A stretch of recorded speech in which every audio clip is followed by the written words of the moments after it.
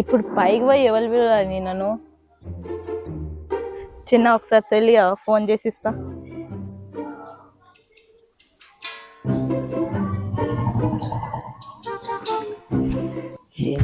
కోయ్ కోయ్ కోయ్.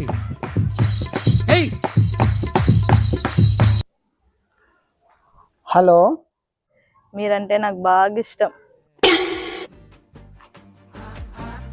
మీరంటే కూడా నాకు చాలా ఇష్టం అండి.